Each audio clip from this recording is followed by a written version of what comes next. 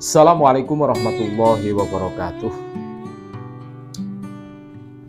Bani Ba'alwi itu selalu mengunggulkan kelompoknya. Mereka bukan hanya mengunggulkan kelompoknya atau para leluhurnya, diunggulkan sedemikian rupa sampai melambung tinggi ke angkasa. Dan mereka tidak segan-segan untuk menjatuhkan yang lainnya. Berikut ini kami ketengahkan video cuplikan bagaimana Gus Abbas marah pada saat ada kelompok yang membanding-bandingkan para ulama itu dulu. Dan membanding-bandingkan ulama itu dulu ini adalah su'ul adab. Jadi orang yang tidak punya etika, orang yang tidak punya adab kepada ulama-ulama itu. Contohnya membandingkan kitab Simtud Duror dan Al-Barzanji. Ini nggak beradab. Makanya yang membedakan orang NU dan para habaib di sini. Kalau orang NU mau mengamalkan Simtud Duror dan Barzanji, tapi kalau habaib maunya itu Simtud Duror, mereka tidak mau mengamalkan Al-Barzanji. Lah, kenapa mereka tidak mau mengamalkan Al-Barzanji? Ya tentunya ada maksud dan tujuan.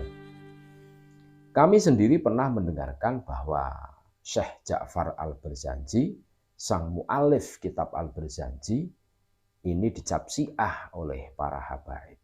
Ini ngeri ini, padahal bukan, dan begitulah. Jadi narasi-narasi untuk menjatuhkan seorang tokoh dari kalangan habaib yang dilakukan oleh kelompok habaib ini bukan isapan jempol, tapi betul-betul terjadi gitu. Contoh seperti itu. Makanya mereka berbondong-bondong mengamalkan Simtud Duror. Itu yang kena doktrin seperti itu. Tidak mau mengamalkan Al-Barzanji lagi. Padahal kalau kita flashback ke belakang, banyak loh mbah-mbah kita, kakek nenek kita itu hafal Al-Barzanji. Sekarang generasi muda kita ini sudah tidak menyukainya Al-Barzanji sudah. Padahal secara umur Al-Barzanji itu lebih tua. Terus secara lengkapnya lebih lengkap kitab Al-Barzanji dalam menyanjung baginda Rasulullah SAW dari beliau belum lahir sampai kecil, besar, dewasa sampai diangkat menjadi nabi, lengkap di Al-Barzanji. Kalau Simtud Duror itu tidak begitu lengkap. Kalau ditelusuri dari kasanah keilmuan seperti itu. Seperti lagi Faqih Muqaddam. Sebagian oknum habib mengatakan Faqih Muqaddam ini levelnya mujtahid mutlak, mengalahkan Imam Syafi'i. Karena ketawaduan beliau tetap Faqih Muqaddam ini bermadzhab Syafi'iyah begitu. Bahkan ada narasi lagi bahwa Faqih Muqaddam ini lebih terkenal dibandingkan Syekh Abdul Qadir Al-Jilani. Di dunia memang yang terkenal Syekh Abdul Qadir Al-Jilani, tapi di akhirat lebih terkenal Faqih Muqaddam. Itu narasi-narasi yang dibangun oleh Bani Ba'alwi. Dan ini Gus Abbas betul-betul marah ini. Jangan membanding-bandingkan ulama lah. Tidak baik seperti itu. Jadi semakin kelihatan bahwa Bani Ba'alwi ini punya maksud dan tujuan. Punya visi misi. Jadi semuanya itu mau diakuisi. Semuanya itu mau diklaim oleh mereka. Seakan-akan yang paling hebat adalah tokoh dari kalangan mereka. Kalau dirumuskan. Kalau dirumuskan lagi, yang paling berjasa di negeri tercinta NKRI adalah golongan mereka. Ini betul-betul kontraindikasi dengan fakta yang terjadi. Kan begitu toh. Bagi yang tahu sejarah tentunya akan menolak itu semua. Untuk lebih lengkapnya kita dengarkan bagaimana kemarahan Gus Abbas Buntet memberikan tausiah kepada kita semua. Jangan pernah membanding-bandingkan. Jangan paksa kami untuk membanding-bandingkan. Karena pada saat kami bangun dari tidur kami akan telusuri muridnya Faqih Muqaddam itu siapa, terus rekam jejak Faqih Muqaddam itu seperti apa, terus karangan Faqih Muqaddam itu kitab apa. Ternyata tidak kami ketemukan. Berbeda dengan Syekh Abdul Qadir Al-Jalani. Fatkur Robani, karya tulis beliau salah satunya. Banyak lagi yang lainnya. Kita dengarkan bersama-sama. Aktif menjelek-jelekan Barzanji. Saya langsung marah sama dia. Ente dalilnya apa ente? Jangan ngomong seperti itu.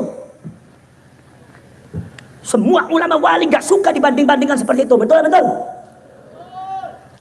Betul lah betul? Makanya torekotnya tuh sama saja, saudara-saudara sekalian. Itu torekotnya sama saja. Ada yang menyebutkan Syekh Faqih Muqaddam itu adalah setingkat dengan Imam Syafi'i, mujtahid mutlak. Cuma dia tawadhu jadi ikut mazhab Imam Syafi'i. Kenapa harus seperti itu? Imam Syafi'i itu sangat luar biasa. Ulama muridnya banyak membentuk mazhab Syafi'i. Muridnya banyak, karyanya banyak, saksi zaman dunia menyaksikan semua. Makanya akhirnya ditelusuri. Syekh Faqih Muqaddam ini mana karyanya? Ditelusuri karyanya nggak ada, paling-paling doa-doa. Itu pun nggak tahu betul apa tidak. Karya kitabnya mana? Madrasahnya apa? Murid-muridnya mana? Yang menonjol jadi ulama besar itu mana? Itu hampir oleh orang-orang peneliti tidak ditemukan. Tidak usah dipertik seperti itu, kan Syekh Faqih Muqaddam sudah mulia di depan Allah. Jadi jangan terlalu hulu, jangan terlalu menjadi orang hulat. Biasa semua orang alim. Imam Syafi'i luar biasa, Faqih Muqaddam orang alim. Gak usah dibanding-bandingkan seperti itu, ente karena fanatik jadinya seperti itu. Mentang-mentang Faqih Muqaddam itu adalah ba'alwi, jadi orang ba'alwi lebih unggul daripada Imam Abbas Syamsul Qadir Al-Jalani. Sampai ada yang tega-tega mengatakan, oknumnya mengatakan, boleh katanya kalau di dunia yang terkenal dan masyhur adalah Syamsul Qadir Al-Jalani. Tapi lihat kita di dunia apa-apa di akhirat, maka di akhirat siapa yang lebih terkenal, lebih masyhur? Saya apa Abdul Qadir Al-Jalani? Seolah-olah Syekh Faqih Muqaddam punya dendam depan Allah. Orang punya dendam tidak akan menjadi waliullah. Saya yakin ini bukan dari Syekh Faqih Muqaddam ini. Mana mungkin Syekh Faqih Muqaddam orang alim bicara seperti itu? Betul betul? Betul betul? Paling-paling dari mulutnya ente itu. Kalian tahu Imam Abul Hasan Asy-Syadzili, baca kitab Al-Mafakhirul 'Aliyah fi Thariqat Asy-Syadziliyah. Gurunya Imam Abul Hasan Asy-Syadzili, guru besarnya Imam Al-Wasiti, seorang ulama besar dari Irak, bangsanya mazhabnya Syafi'i. Guru yang nomor 2 adalah Imam Ibnul Masis yang punya sholawat Masisiyah yang ada di Maghrib, Maroko. Itu sholawat Masisiyah kalau dibaca oleh orang stroke itu insya Allah sembuh. Guru besarnya ibaratnya kalau Imam Ibnul Masis ibaratnya Gus Dur. Kalau Imam Al-Wasiti ibaratnya Mbah Maimun Zubair, orang besar. Tetapi kalian tahu di dalam manaqibnya Abul Hasan Asy-Syadzili disebut wa akhadha al-khirqat asy-syarifah as-sufiyah min syaikhihi Abi Madyan. Beliau itu mendapatkan anugerah Allah menjadi waliullah, ilmunya tinggi, muridnya banyak. Itu akibat dari barokah seorang guru kampungnya, namanya Imam Abu Madyan, guru kampung. Tapi beliaulah yang barokai Imam Abul Hasan Asy-Syadzili. Ini kalau nggak salah, ini yang bicara adalah di antara beberapa gurunya bilang kepada Abul Hasan Asy-Syadzili. Yang barokai sampai itu Imam Abu Madyan, bukan Imam Al-Wasiti, bukan Imam Ibnul Masis, tapi kiai kampungnya, hatta kiai kampung orang Toreh.